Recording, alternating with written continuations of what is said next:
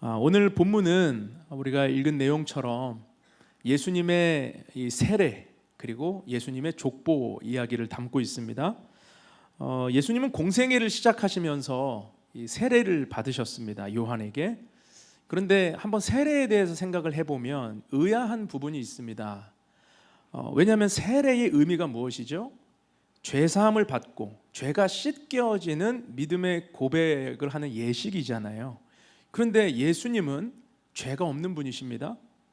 그리고 예수님은 완전한 하나님으로, 완전한 인간으로 이 땅에 오셨지만 죄가 없으셔요. 그런데 왜 예수님이 굳이 세례를 받으셔야 했을까?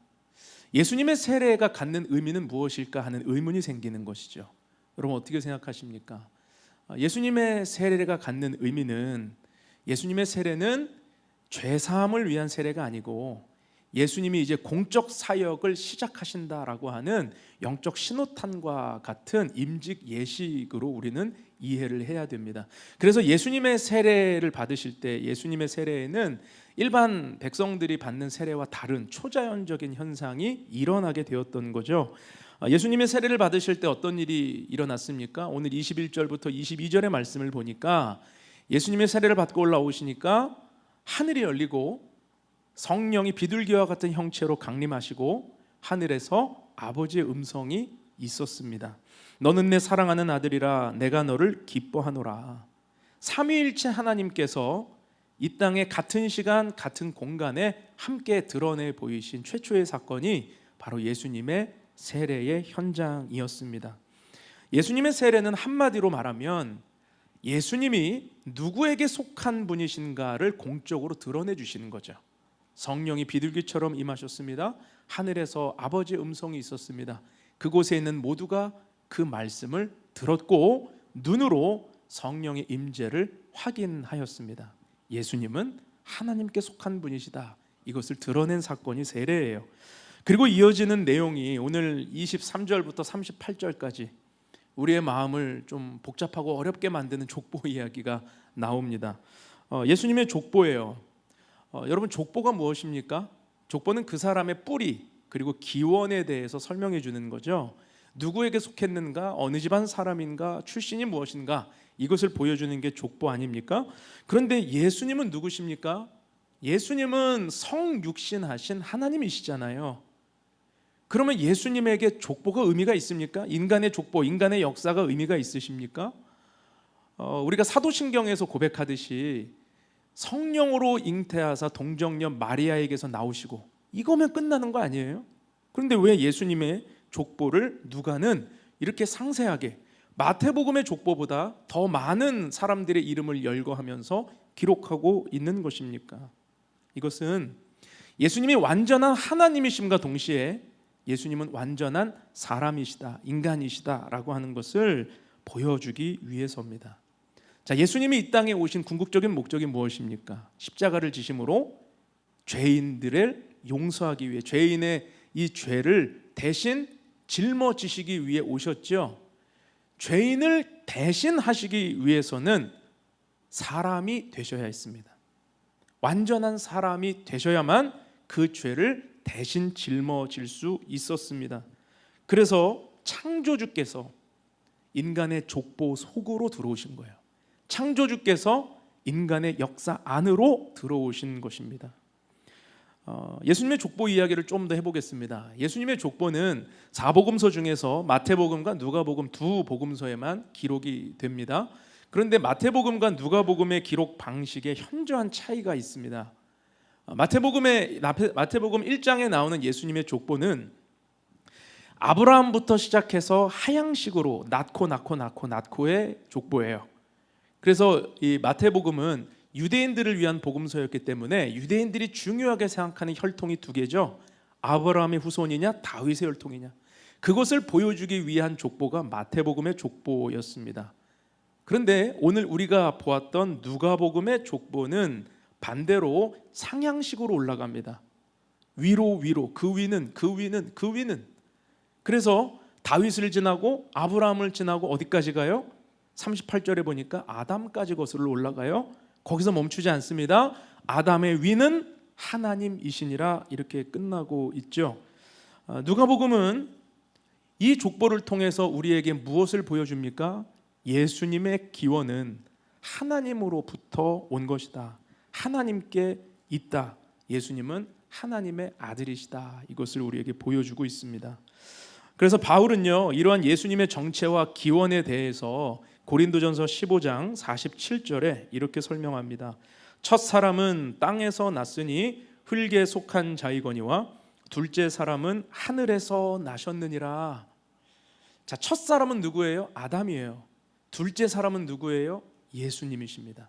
그런데 두 번째 아담으로서 예수님이 첫 번째 아담이 실패하신 그 죄의 역사를 회복시키기 위해 오셨다. 그런데 그분은 흙에 속한 분이 아니고 하늘에 속한 분이시다. 이것을 증거하고 있는 것이죠. 그러니까 누가복음의 족보와 바울의 설명을 우리가 함께 미루어 짐작해 보면 예수님은 이 땅에 완전한 인간의 모습으로 죄인의 죄를 짊어지기 위해 오셨지만 기원은 하나님으로부터 하나님의 아들로 이 땅에 오셨다. 그래서 신학적으로 예수님의 신성과 예수님의 인성은 동시에 존재하거든요. 그것을 우리에게 설명하기 위한 것이 예수님의 족보입니다. 어려운 이야기처럼 들리지만 여러분 간단하게 생각해 보면 이래요. 모든 인류, 모든 사람은요, 첫 번째 아담과 연관이 있습니다. 그래서 모든 사람은 태어날 때부터 원죄를 갖고 태어나죠. 왜냐하면 아담과 연관이 있기 때문에. 그런데 아담의 원죄를 끊고 하나님께 속한 자가 되기 위해서는 두 번째 아담과 연관이 되어야 돼요. 그 두 번째 아담이 누구예요? 예수 그리스도. 그래서 예수 그리스도를 통과할 때, 예수 그리스도와 연관이 될 때 비로소 하나님께 속한 자가 될 수 있다라는 것을 우리는 기억해야 됩니다. 요한복음 1장 12절 말씀에 보면 영접하는 자, 곧 그 이름을 믿는 자들에게는 하나님의 자녀가 되는 권세를 주셨다 그랬죠. 여기서 말하는 영접은 믿음입니다. 예수 그리스도를 믿을 때에, 그분을 영접할 때에 우리는 하나님의 자녀가 되는, 하나님께 속한 자로 살아갈 수 있게 된다라는 것입니다. 이것을 더 구체적으로 보면 갈라디아서 3장 26절입니다. 우리 같이 한번 읽어보죠. 시작. 너희가 다 믿음으로 말미암아 그리스도 예수 안에서 하나님의 아들이 되었으니. 자, 믿음으로 말미암아 누구 안에서요? 그리스도 안에서 하나님의 아들이 되었다. 여러분, 우리는 예수님을 영접하는 믿음을 통해서 하나님께 속한 사람이 되는 것입니다. 비록 세상에 살지만 우리의 소속은 하늘인 거예요. 비록 우리가 살아가는 이 세상이 악하고 힘겹고 또 어지러운 세상 한복판에 살아갈지라도 내가 누구에게 속한 인생인지를 분명히 안다면 여러분, 삶은 달라지는 것입니다. 삶의 모습은 완전히 달라지게 되는 것이죠. 여러분, 우리의 소속이 하늘이고 우리가 하나님께 속한 사람들이다라고 하는 이 사실을 믿는 축복이 있기를 주님의 이름으로 축원합니다. 자, 그렇다면 하나님께 속한 사람은 어떤 모습으로 이 땅을 살아가야 하는가? 오늘 질문은 간단합니다. 이겁니다. 여러분, 우리가 하나님께 나온 사람들이고 하나님께 속한 인생이라면 오늘 우리는 어떤 모습으로, 어떤 믿음으로 이 땅을 살아가야 하는가? 그 모습을 살펴보기 위해서 우리는 오늘 예수님께서 우리에게 보여주신 세 가지 본을 따라서 하나님께 속한 인생으로 이 땅을 살아가야 됩니다. 첫 번째로 하나님께 속한 사람은 누구인가? 순종하며 사는 사람입니다. 순종을 기억하십시오. 오늘 본문 23절에서 보듯이 예수님은 공생애를 몇 살에 시작하셨습니까? 30세에 시작하셨죠. 30세라고 하는 나이가 성경에서 어떤 일을 공적으로 시작할 수 있는 중요한 나이라는 것을 성경은 여러 군데에서 증거합니다. 요셉이 애굽의 총리로 전면에 하나님 앞에 나타나 하나님의 뜻을 이루는 자로 살아갈 때 나이가 30살이에요. 그리고 다윗이 이스라엘의 왕으로 세워질 때가 30세입니다. 그리고 에스겔이 하나님 앞에 선지자로 부름받고 비전을 받았던 때가 30살이에요. 그러니까 30이라고 하는 나이가 뭔가 이 준비가 다 마치고 무언가를 할 수 있는 하나님의 부르심이 임하는 공적인 나이를 상징할 때가 참 많다는 거죠. 그런데 하나님의 아들이신 완전한 하나님이신 예수께서 육신의 몸을 입고 30년이라고 하는 시간을 보통 사람으로 사셨다라고 하는 것을 우리는 좀 주목해 보려고 합니다. 어떻게 이것이 가능한 일입니까? 여러분, 사람은요 조금만 힘이 있어도 그 힘을 드러내고 싶어 하죠. 조금만 지식이 있어도 남을 가르치려고 하고, 조금만 다른 사람들보다 잘하는 게 있으면 뽐내려고 하는 게 사람의 마음이에요. 그런데 하나님이신 그분이 힘이 없어서도 아니고, 지식이 없어서도 아니고, 지혜가 없어서도 아니고, 이미 12살 때 성전에서 랍비들을 놀래킬 만한 하나님의 지혜로 가득했던 그분이 30년을 보통의 사람으로, 평범한 몫으로 가족들을 부양하며 사셨다는 거예요. 여러분, 예수님의 이 30년은 우리에게 무엇을 보여주는 것입니까? 예수님의 이 30년은 철저히 하나님이 정하신 때를 기다리는 순종을 우리에게 보여주는 것입니다. 하나님이 부르실 때까지, 하나님이 콜하실 때까지 그 30년이라는 시간을 철저히 순종하면서 기다리셨다라는 사실이죠. 예수님은 이 30년 동안 성경은 어떤 기록도 우리에게 보여주지 않습니다. 누가복음에만 유일하게 12살 때 이야기를 증거하고, 그 뒤로 17년 이상을 성경은 침묵해요. 그 말은 예수님께서 철저히 순종하심으로 자기의 때가 되지 않았을 때 자기 능력을 사용하지 않았음을 우리에게 보여주시는 거죠. 한번 이렇게 묵상해 보시기 바랍니다. 자, 그 성경을 여러 가지로 요약을 해보면, 이렇게 읽어보면, 예수님의 육신의 아버지 요셉이 일찍 세상을 떠난 것으로 우리가 짐작해 볼 수 있습니다. 그러면 장자로서 예수는 공생애를 시작하기 전에 가족들을 부양해야 됐을 거예요. 어머니를 모시고 동생들을 양육하는 거죠. 그런데 직업이 아버지가 목수였기 때문에 자신도 목수로 살아갑니다. 그런데 여러분, 예수님은 만약에 어렵고 가난한 가정을 돌보며 살아가실 때, 오늘 만약에 집에 먹을 양식이 없어요? 그러면은 당장이라도 이 돌을 떡으로 변해서 가족들을 먹이고 싶은 충동이 왜 없겠습니까? 기적을 통해서 가족들을 부양하고 먹일 마음이 왜 없으셨겠어요? 그런데 예수님은 기적을 통해서 가족들을 부양하지 않으시고 노동을 통해서, 목수의 일을 통해서 가족들을 먹이고 부양하셨다는 거예요. 왜 이렇게 하셔야 됩니까? 전능하신 하나님이 왜 인간의 시간 속에서 이렇게 사셔야 되는 것입니까? 그게 순종이에요.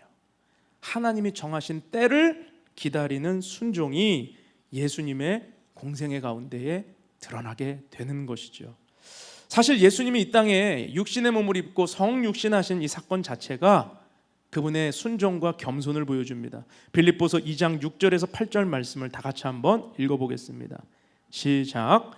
그는 근본 하나님의 본체시나 하나님과 동등됨을 취할 것으로 여기지 아니하시고 오히려 자기를 비워 종의 형체를 가지사 사람들과 같이 되셨고 사람의 모양으로 나타나사 자기를 낮추시고 죽기까지 복종하셨으니 곧 십자가의 죽으심이라. 8절을 주목하시기 바랍니다. 죽기까지 복종하셨으니, 십자가 지시기까지 순종하셨으니, 자기를 주장하지 않고 자기의 뜻과 계획을 주장하지 않고 아버지의 뜻에 철저히 순종하셨다라는 것입니다. 예수님이 겟세마네 동산에서 기도하셨던 내용이 무엇입니까? 내 뜻과 아버지의 뜻이 충돌하지만 예수님의 선택은 뭐예요? 내 뜻대로 하지 마옵시고 아버지의 뜻대로 되기를 원합니다. 철저한 순종이시죠. 오늘 예수님이 세례를 받으셨던 장면도 바로 그것입니다. 죄 없으신 분이 인간에게 세례를 받으셔요. 그런데 예수님이 세례를 받으셔야만 공적 사역이 시작될 수 있기 때문에 예수님은 철저히 순종하셨습니다. 오늘 21절 말씀을 보면 백성이 다 세례를 받을 새 예수도 세례를 받으시고 그랬습니다. 백성이 세례를 받을 때 예수도 세례를 받으시고, 저는 이 말씀을 묵상하면서 한 장면이 떠오르는데 어떤 상상이 들었냐면, 예수님이 백성들과 무리에 섞여서 똑같이 줄 서서 세례의 줄을 기다리시는 거예요. 특별 대우 받지 않으셨습니다. VIP가 오신다, 저리 비켜라, 이런 대우를 받지 않으셨어요. 똑같이 무리들과 섞여서, 똑같이 백성들과 섞여서, 똑같이 죄인들과 섞여서 세례의 주를 기다리셨습니다. 왜 그렇습니까? 아버지의 뜻에 순종하기 위함이었죠. 죄인을 대신하여 십자가를 지셔야 했기 때문에 그들 중에 사셔야 했고, 그들과 함께 시간을 보내셔야 됐고, 그들의 아픔과 고통과 죄를 아셔야 했습니다. 예수님의 30년은 바로 그런 시간을 이해하는 인간의 삶이었습니다. 철저한 아버지의 뜻에 순종하는 삶.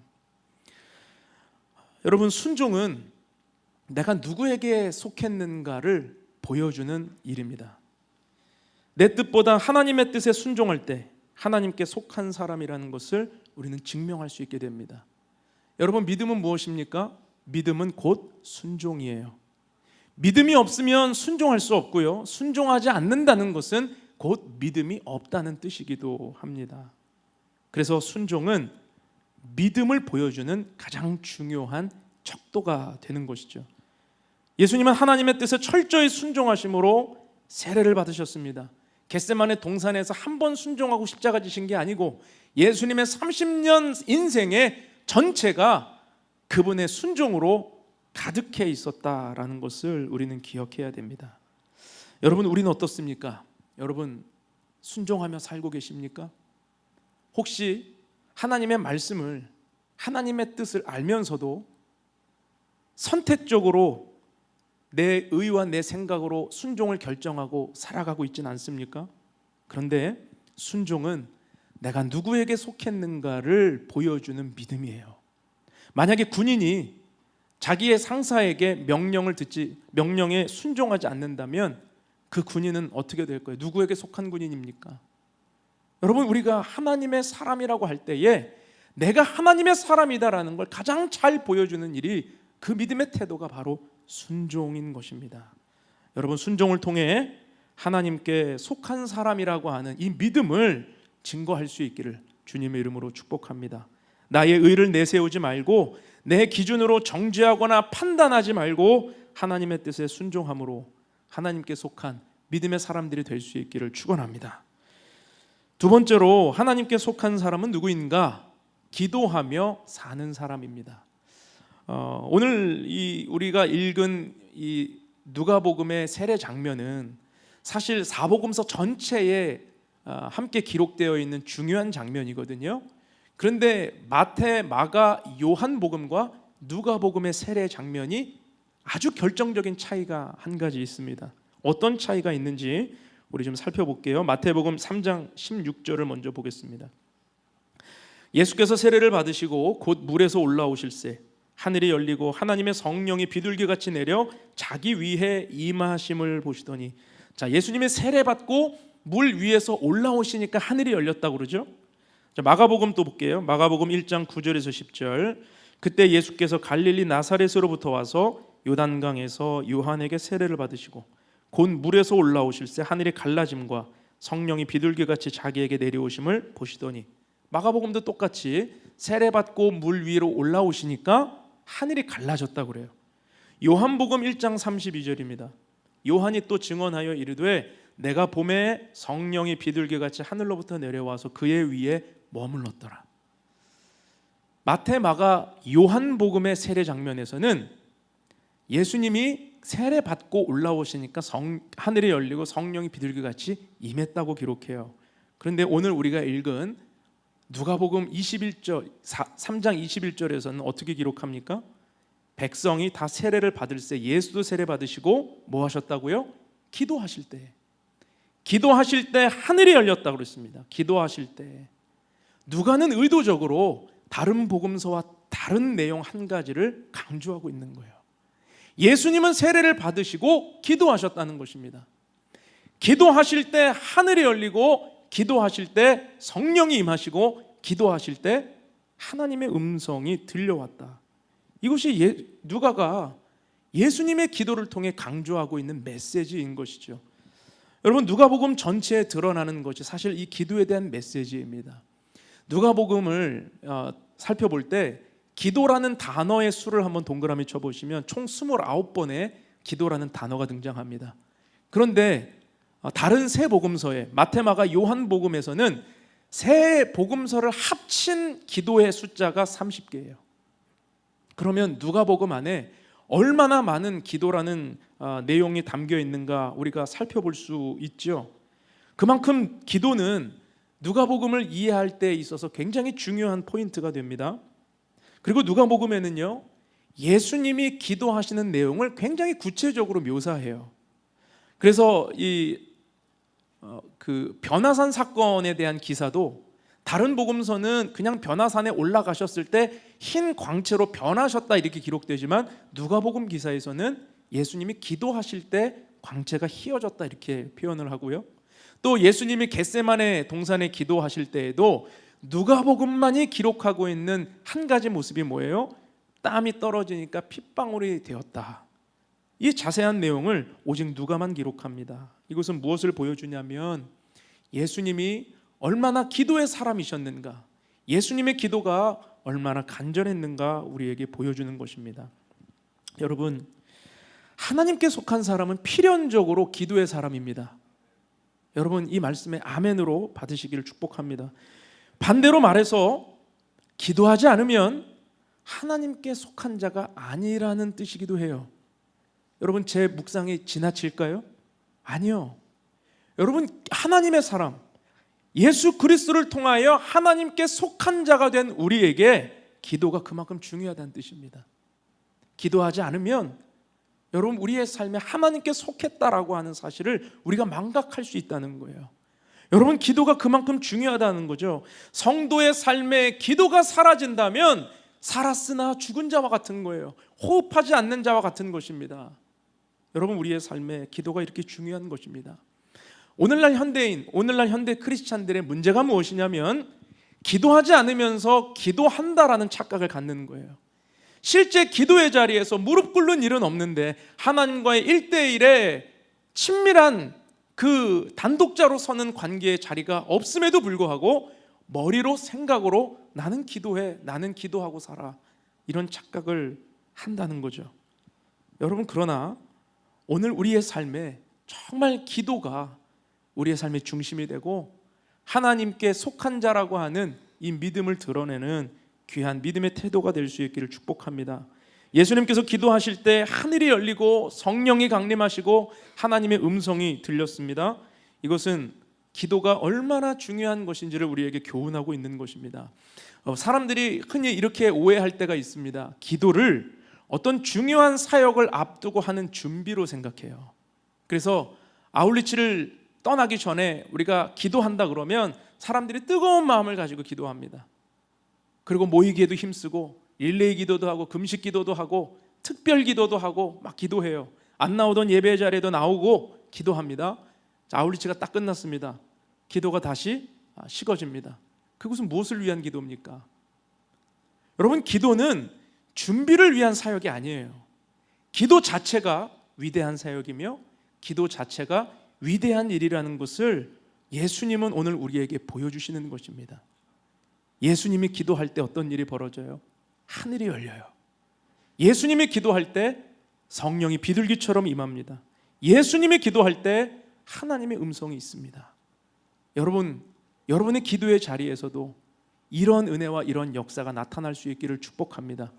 기도를 준비로만 생각하면 아무 역사도 일어나지 않습니다. 그러나 기도 자체가 가장 하나님 기뻐하시는 일이요, 하나님께서 바라시는 일이라는 믿음을 갖는다면 기도를 통해 우리의 정체성을 회복하고 기도를 통해 하나님의 뜻을 이루어 드릴 수 있는 줄로 믿습니다. 일상에서 기도의 자리를 붙들 수 있길 축복합니다. 비전센터가 오픈되면요, 지금 제 생각은 우리 예배당을 기도실로 오픈하려고 해요. 요즘에 기도하고 싶어도 문을 닫고 있는 교회들, 그리고 시간이 되면 시건장치가 걸려있는 교회들 많이 있죠. 예전처럼 막 예배당을 오픈해 놓고 누구나 와서 기도할 수 있게 하는 문화는 점점 사라지고 있는 것 같습니다. 뭐 보안과 어떤 안전의 문제도 있겠죠. 그런데 저희 비전센터가 오픈되면 저는 예배당을 음악도 틀어놓고 조명도 기도할 수 있는 조명으로 맞춰놓고, 그러니까 공예배가 없는 그 빈 시간대에 그렇게 열어놓을 거예요.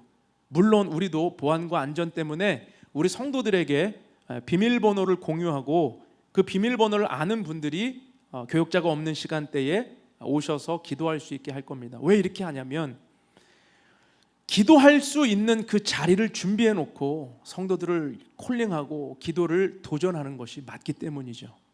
뭐 그렇게 해서 우리에게 어떤 어려움이 생길지 저는 모르겠어요. 그러나 여러분 기도의 자리가 오픈되면 여러분의 삶에 기도를 대하는 믿음도 달라지고 기도를 대하는 반응도 달라질 수 있기를 축복합니다.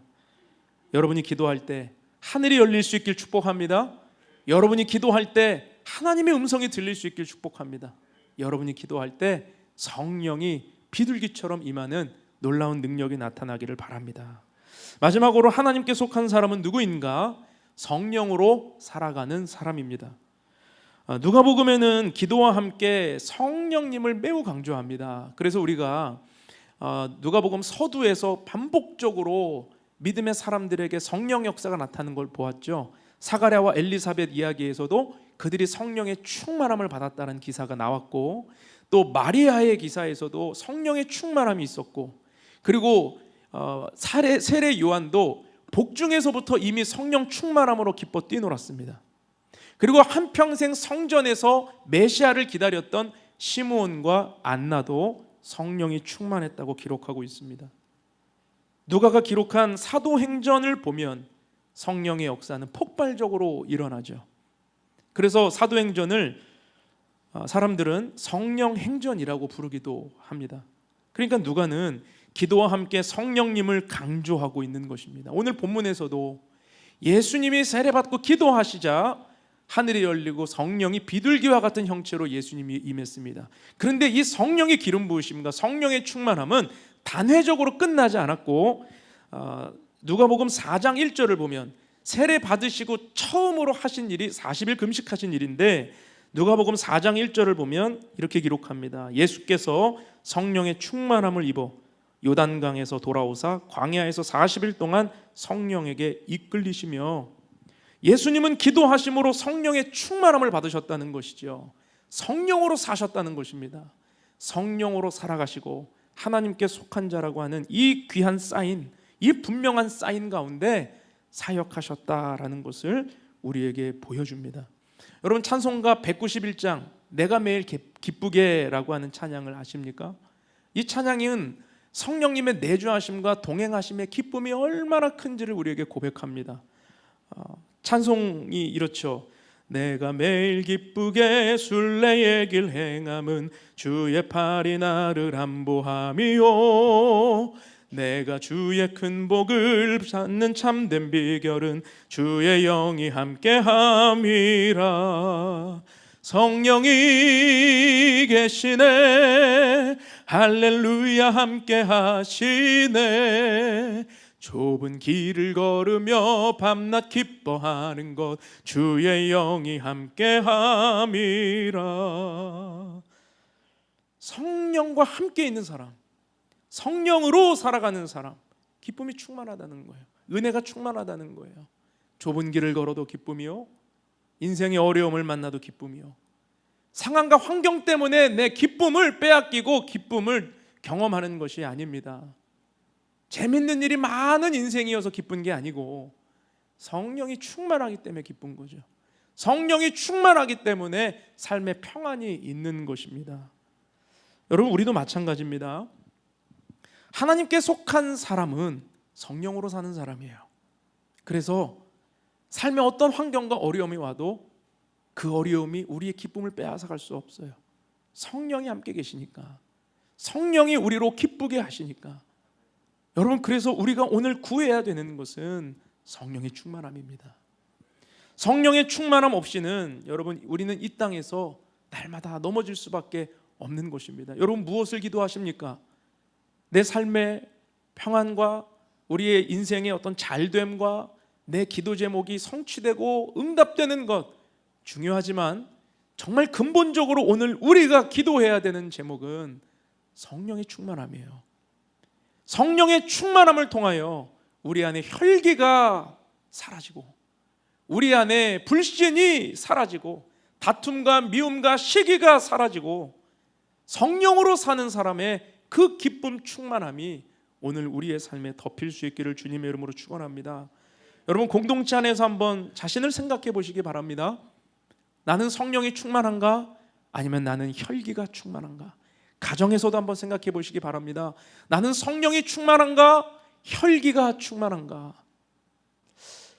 어떤 분은 교회에서는 성령이 충만한데 가정에서는 혈기가 충만한 분도 계실지 모르겠어요. 저희 아이들이 저를 보면서 그렇게 느끼면 어떡할까? 많이 회개합니다. 우리 아빠는 교회에서는 성령 충만한데 집에서는 혈기 충만한가? 저도 제 자신을 돌아보는 거예요. 여러분, 우리가 어디에 서든지 내가 하나님께 정말 속한 인생이다 라고 한다면 성령을 붙들고 성령으로 살아갈 수 있기를 주님의 이름으로 축원합니다. 말씀 맺겠습니다. 여러분, 오늘 우리는 모두 예수님을 통해서 하나님께 속한 자들입니다. 하나님께 속한 사람은 이 땅을 다르게 살아갑니다. 예수님을 통해 순종을 배울 수 있기를 축복합니다. 예수님을 보면서 기도를 배울 수 있기를 축복합니다. 예수님을 보면서 성령으로 살아가는 기쁨을 누릴 수 있는 저와 여러분 될 수 있기를 주님의 이름으로 축원합니다. 함께 기도하겠습니다. 거룩하신 사랑의 하나님 아버지, 주님의 은혜를 감사드립니다. 오늘 예수님이 요한에게 세례를 받으심으로 공생의 사역을 공식적으로 시작하시는 모습을 보았습니다. 예수님의 세례는 창조주이신 하나님이 인간의 역사 속으로 들어오신 놀라운 사건이며 철저히 순종하심으로 아버지의 뜻을 이루어드리는 모습이었음을 우리가 봅니다. 하나님, 우리의 삶에 예수님의 이런 순종과 겸손을 배울 수 있게 하여 주시옵소서. 순종은 내가 누구에게 속한지를 보여주는 믿음의 척도인데 오늘 내가 하나님의 말씀 앞에 순종함으로 하나님께 속한 인생이라는 것을 증명하는 믿음의 삶을 살아가게 하여 주옵소서. 하나님, 예수님께서는 기도하실 때 하늘의 문이 열렸고 기도하실 때 성령이 임했고 기도하실 때 하나님의 음성을 들었습니다. 기도는 위대한 일을 위한 준비가 아니고 기도 자체가 위대한 일이며 기도 자체가 위대한 사역이라고 하는 것을 기억하게 하시고 우리 일상에서 기도가 더욱더 깊어지는 믿음의 삶을 살아가게 하여 주옵소서. 기도를 통하여 내가 하나님의 사람이라는 것을 더욱더 강화시키는 복된 삶을 살게 하여 주옵소서. 하나님, 우리에게 오늘 정말 필요한 것은 성령의 충만함입니다. 예수님은 공생애를 시작하면서 성령의 충만함을 입으셨습니다. 다른 어떤 능력을 구하지도 않으셨고 다른 어떤 지혜를 구하지도 않으셨고 오직 성령으로 살아가셨습니다. 하나님, 오늘 우리가 살아가는 모든 삶의 여정 속에 성령을 붙잡고 주님과 동행하며 살아가는 은혜를 허락하여 주시옵소서. 이번 한 주간 우리에게 주신 삶의 자리에서 성령의 인도하심을 따라 한 걸음 한 걸음 걸어갈 수 있는 우리 모두가 되게 하여 주옵시고 주님의 말씀 붙들고 승리하는 자리에 서게 하여 주시옵소서. 함께 하실 주님을 찬양하오며 예수님의 이름으로 기도하옵나이다. 아멘.